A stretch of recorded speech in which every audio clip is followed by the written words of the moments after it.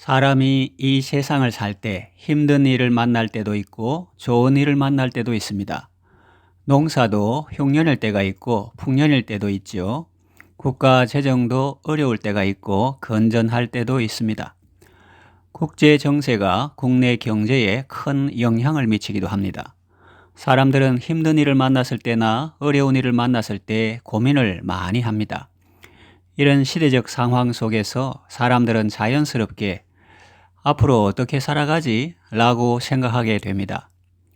하나님은 오늘도 말씀을 통해서 우리에게 힘과 소망을 주십니다. 지혜를 주시고 용기를 주십니다. 읽은 본문을 통해서 하나님께서 우리에게 주시는 교훈이 무엇입니까? 첫째로 예루살렘 교회도 흉년이 들 수 있습니다. 예루살렘 교회는 어떤 교회입니까? 오순절에 예수님의 제자들이 마가 요한의 다락방에 모여 기도하다가 성령 받고 탄생한 최초의 신약교회입니다. 처음엔 예수님의 제자들과 가족들 중심으로 약 120명 정도 모였는데 성령님이 역사하심으로 3,000명이 더해지고 또 5,000명이 더해지고 수많은 유대교 제사장 무리도 더해졌습니다. 자발적인 섬김과 나눔이 있었습니다.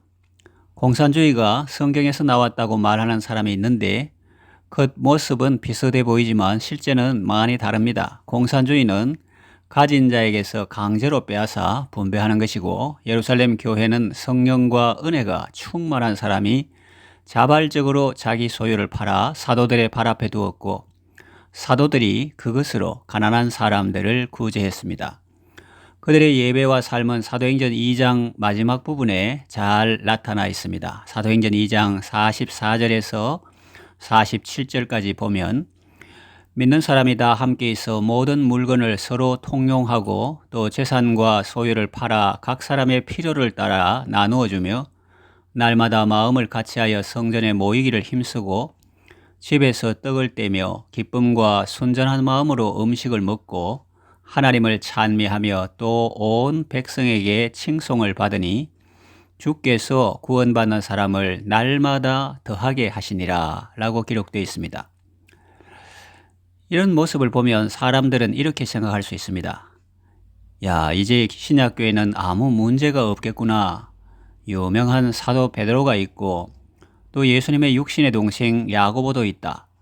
성령과 지혜가 충만한 7 집사님도 있다. 구제와 봉사가 활발하고 성도들도 서로 사랑 안에서 교제하고 있고 주위 사람들의 칭송도 받고 있다. 그러니 무슨 문제가 있겠느냐?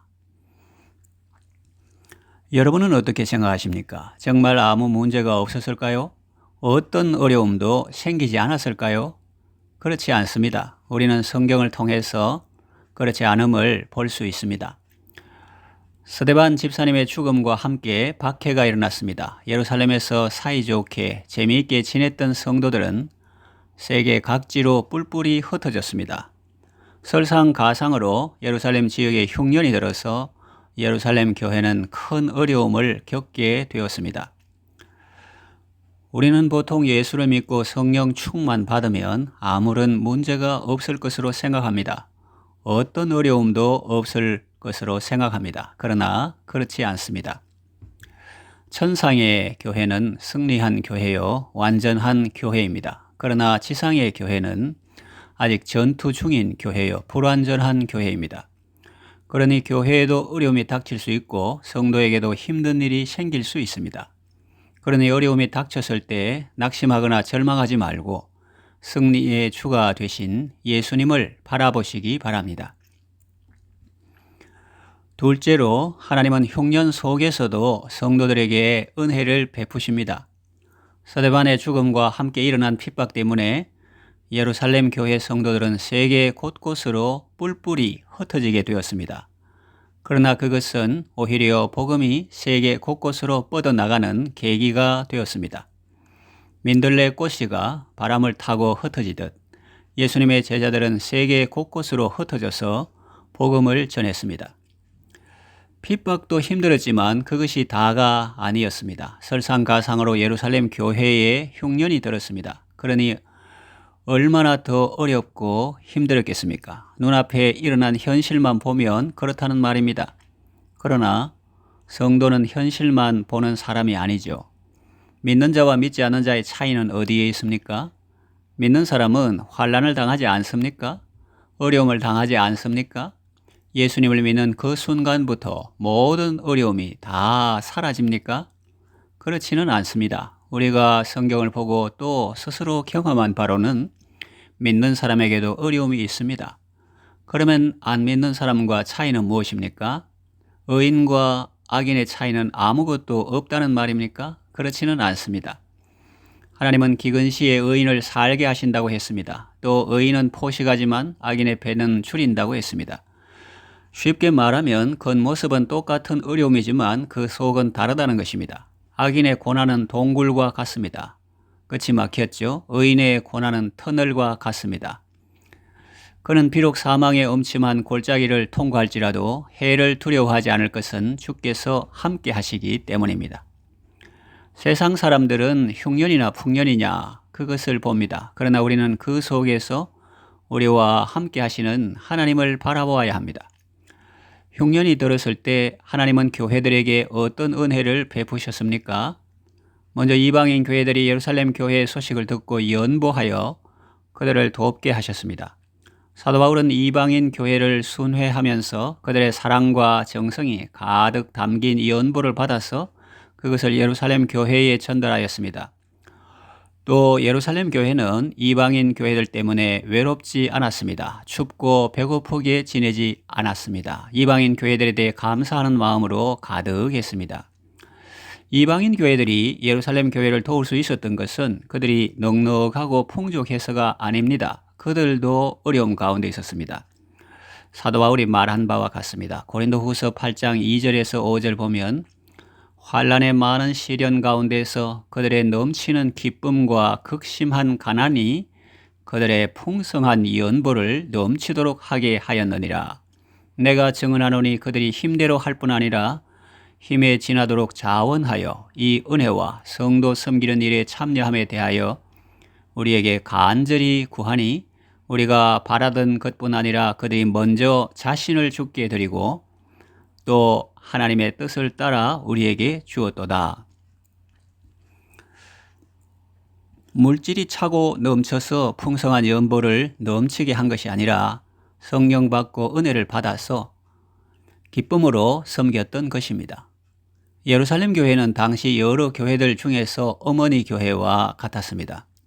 그 교회 출신들이 나가서 다른 지역의 교회를 개척했기 때문입니다. 예루살렘 교회는 신령한 것으로 하나님의 말씀으로 천국 복음으로 이방인 교회를 섬겼습니다. 이방인 교회는 물질로 예루살렘 교회를 섬겼습니다. 사랑으로 연보로 기도로 그들을 섬겼습니다. 하나님은 어려움 가운데서도 교회들이 서로 하나가 되게 하셨습니다. 예루살렘 교회는 이방인 교회들을 무시하지 않게 되었고 오히려 그들에게 감사하게 되었습니다. 이방인 교회는 예루살렘 교회를 도울 수 있어서 기뻤고 자기들을 신령한 것으로 섬겨준 그들에게 물질적인 것으로 보답할 수 있어서 좋았습니다. 세상은 흉년이 들면 이제 죽었다 하지만 하나님은 그런 어려운 현실 가운데서도 우리에게 오히려 소망을 주시고 더욱 아름답고 건강하게 세워지도록 역사하시는 것입니다. 속 좁은 사람이 아니라 품이 넓은 사람으로 세우시고 자기만 아는 사람이 아니라 다른 사람을 생각하며 배려하는 사람으로 세우시는 것입니다. 당시에 전 세계 교회에서 일어났던 일은 오늘 한 교회 안에서도 일어날 수 있습니다. 세상은 살기 어렵다고 하는 환경이지만 하나님은 그 속에서도 성도들에게 은혜를 베푸시며 하나님의 나라를 세워 가십니다. 그러니 환경만 보고 낙심하지 말고 주님이 가리키시는 곳을 바라보며 주님이 기뻐하시는 일을 기쁨으로 수행하시기를 바랍니다.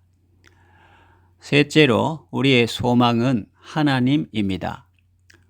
우리가 바라볼 것은 어떤 상황이 아닙니다. 어떤 상황에서도 우리와 함께 하시는 하나님입니다. 예수님이 어떤 상황에서도 우리를 거느리심을 알 때 우리는 참된 평안을 얻을 수 있습니다. 예수님은 우리를 평안할 때도 거느리시고 풍파 중에도 거느리십니다. 상황에 초점을 맞추면 실망합니다. 불경기라고 안 좋은 일만 있는 것도 아니고 호경기라고 해서 다 좋은 일만 있는 것도 아닙니다. 그러니 상황에 따라 일희일비하는 사람이 되지 말고 주님 안에서 언제나 기뻐하는 사람이 되시기를 바랍니다. 예수님은 어떤 상황에서도 우리를 거느리십니다. 호경기에도 우리를 거느려 주시고 불경기에도 우리를 거느려 주십니다. 상황만 바라보면 잘 될 때 교만하기 쉽고 안 될 때 낙심하기 쉽습니다. 그러나 주님을 바라보면 언제나 그분의 사랑과 은혜 안에서 만족하고 감사하며 살 수 있습니다. 하나님은 우리의 육신적인 필요도 공급하시지만 영적인 필요도 공급하십니다. 예루살렘 교회와 이방인 교회들은 흉년 때문에 영적으로 서로 부자가 되었습니다. 하나님은 어려움 가운데서도 우리에게 능히 은혜를 베푸시는 분입니다. 풍파 중에도 거느리시는 분이시죠.